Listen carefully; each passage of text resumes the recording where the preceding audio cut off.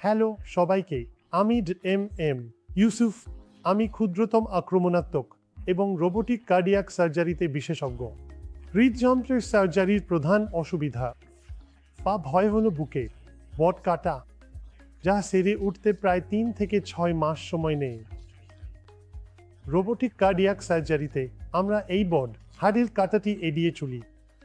তাই আমরা বুকে উভয় পাশে ছোট ছোট গর্ত করি এবং 5 সেন্টিমিটার ত্বকের কাটা করি। এই পদ্ধতিতে কোনো হাড় কাটা হয় না। এটি তরুণ রোগীদের জন্য খুবই উপকারী, যারা দ্রুত কাজে ফিরে যেতে চান, এবং বয়স্কদের জন্য যারা অন্যান্য সহরোগে ভুগছেন এবং ওপেন হার্ট সার্জারি সহ্য করতে পারেন না। তাহলে অন্যান্য, যেমন আমি ব্যাখ্যা করেছি, তাৎক্ষণিক সুবিধাগুলি হলো কম ব্যথা, কম রক্তক্ষরণ, সংক্রমণের কোনো ঝুঁকি নেই এবং দ্রুত সেরে ওঠা।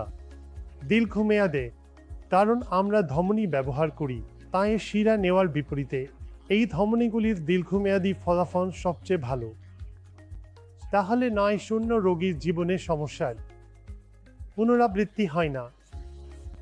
এটি বাইপাস গ্রাফট সার্জারির জন্য আমরা একই রোবোটিক সহায়ক প্রক্রিয়ার মাধ্যমে ভালভ সার্জারি, ভালভ মেরামত সার্জারিও করি, যেখানে এটি একই জিনিস, মিনিমালি ইনভেসিভ সার্জারি।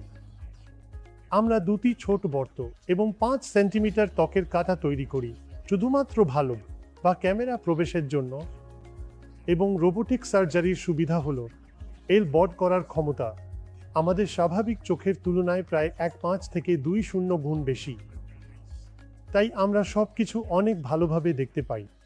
আমরা তরুণ সার্জনদের আরও ভালোভাবে প্রশিক্ষণ দিতে পারি এবং আমাদের 2 হাতের পরিবর্তে 4টি হাত থাকে, তাই এটি 360 ডিগ্রি ঘোরে। তাই এটি সার্জারিকে সহজ এবং অনেক বেশি সরল করে তোলে। তাই এগুলোই সুবিধাগুলি।